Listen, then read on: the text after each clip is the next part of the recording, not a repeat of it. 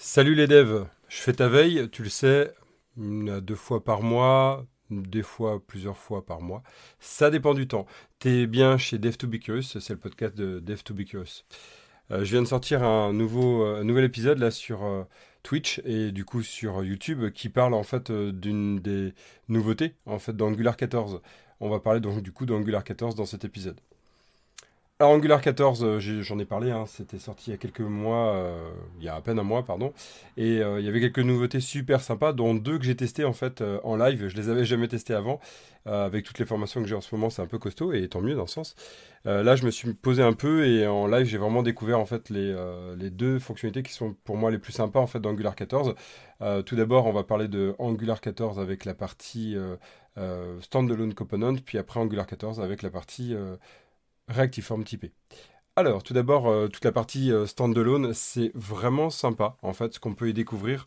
L'idée, c'est de d'amorcer, hein, parce que c'est vraiment la première étape. Il le stipule bien d'ailleurs sur la documentation. On est sur la première étape d'Angular Standalone Component. Ce n'est pas encore abouti complètement, exactement, je dirais, comme ce qu'ils ont fait avec Eevee.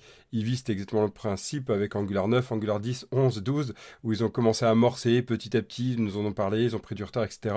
Et puis, bah, ça y est, enfin, c'était statu à la 10, puis la 12, c'était vraiment stabilisé pour moi.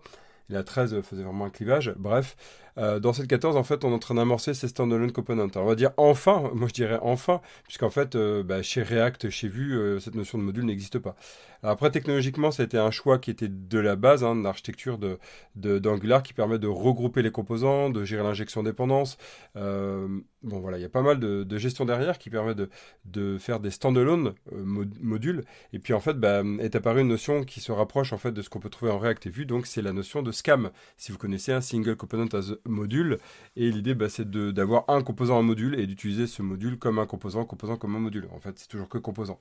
Et de cette réflexion en fait qui était vraiment très demandée par la communauté, eh bien est arrivée une notion de standalone component. Alors maintenant, on peut le générer directement avec un ng generate component avec standalone à true et ça le génère directement. On a un composant qui est standalone. C'est sympa en fait, on le voit vraiment apparaître dans les paramètres en fait de notre component. On peut dire voilà, c'est standalone. Et en fait, ce composant se comporte comme un module. Ce qui veut dire que le premier impact qui est assez dingue, en fait, c'est que on ne le déclare plus, ce composant. Et ouais, on ne le déclare plus, on a juste besoin de l'importer. Et c'est fini. Il est reconnu partout après dans les autres modules et on peut le déclarer dans n'importe quel autre template. Hey, première nouveauté. J'avais testé, vous irez voir dans une des vidéos, c'est l'avant-avant-avant-dernière. L'anti-pénultième, comme on dirait. Je crois un truc comme ça. Euh, et vous irez voir sur la chaîne YouTube, j'ai testé en fait cette partie-là, j'ai testé aussi l'injection de dépendance, comment il fonctionne. Donc il se comporte exactement pareil qu'un composant normal, hein. En fait, ça ne change pas grand-chose. Mais ce qui est vachement bien avec ce standalone, c'est qu'il a ce comportement donc de module, l'export est déjà présent, et en plus, il a aussi tout ce principe d'import. On a les imports en fait présents dans le composant, c'est ça qui est dingue. Donc j'ai besoin d'un reactive form, et puis bim, je le mets dedans. On en reparle juste après, dans la deuxième partie de cet épisode, avec les reactive form typés. Et donc, du coup, aussi, il y a un point, c'est qu'on peut faire aussi du lazy standalone component. Donc, c'est exactement le même principe qu'on va trouver avec les modules lazy, mais sauf que là, on va pouvoir les lazy avec directement avec le composant. Et donc, du coup, dans la déclaration de notre route lazy, hein, vous savez, avec la partie children, eh bien, nous avons simplement l'appel du composant. Et ça y est, c'est fini dans l'import. Voilà, et ça fonctionne très bien, donc sur une route single component. C'est très intéressant, et je suis même allé dans l'exercice de l'épisode, vous irez le voir sur la chaîne YouTube, comme je disais. Je suis même allé jusqu'à créer une application avec un simple standalone component. C'est-à-dire qu'il y a moyen, en fait, en quelques modifications sur le main.ts, d'aller déclarer en fait une application avec un standalone component et donc ne fonctionner qu'en standalone component. Et ça, c'est quand même dingue. Voilà le premier point. On passe au deuxième point que j'ai testé il y a à peine une demi-heure là. J'étais sur Twitch et j'ai fait une rediff sur YouTube. C'était quoi? En fait, c'était le test en live, hein. J'avais vraiment pas eu le temps de le tester avant. Des Reactiform. Alors, typé. C'était la grande nouveauté.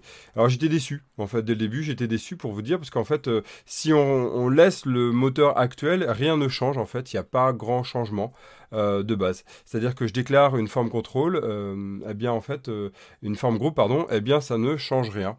Rien. Par contre, en fait, si je fais la migration de Angular 13 vers Angular 14, il va nous passer en untipped, en fait, nos formes contrôle et untipped nos formes groupe, qui va nous permettre d'éviter, en fait, les régressions. Donc, du coup, ça, c'est le premier point à savoir, hein, si vous faites ces migrations vers Angular 14, de Angular 13, ça va changer le type de votre forme groupe et vos formes contrôle. Par contre, j'ai testé avec le forme groupe. Le forme groupe, je vais y arriver avec le forme contrôle.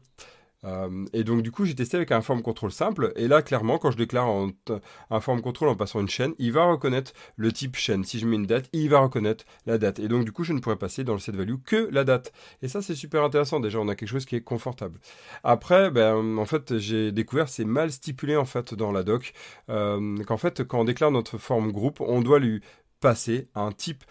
En fait, form group devient une classe générique. Et donc, on lui passer un type. Ce type, et on peut déclarer juste un type. Hein, type est égal. Hein. Et là, on va lui passer différents champs de type form control. Et ces champs, vu que ça fonctionne sur un form control, là, ça fonctionne pour tous. On passe ça à notre form group et ça fonctionne super bien. Ça y est, on est protégé dans ce qu'on écrit. Pareil pour le form array, c'est super. Et voilà les deux nouveautés que je trouve super sympa dans Angular 14, qu'on voit d'ailleurs dans la formation, on le travaille dans la formation avancée que je propose. Je ne sais pas si vous savez, je suis en train de proposer une formation avancée d'Angular en ligne, une formation e-learning. Et je vous invite d'ailleurs à la rejoindre. Elle est super sympa et ça prend en compte en fait ces deux nouveautés. C'est super top parce que en fait, on commence à avoir vraiment une partie d'utilisation de TypeScript, de profiter de la puissance de TypeScript, même dans les formes groupes et donc dans les formes Reactiform. Yes. Voilà, c'est tout pour cette veille autour d'Angular 14. Il y a quelques autres nouveautés qui sont beaucoup moins impactantes et clivantes. On verra si je les fais. Hein. Et puis on avancera parce qu'en fait actuellement il y a Maui qui est en train d'arriver, il y a .NET 7 qui est en train d'arriver et donc on va découvrir ensemble toutes les nouveautés très prochainement. Je vous dis à très vite et bonne veille, bon code en tout cas. Ciao ciao.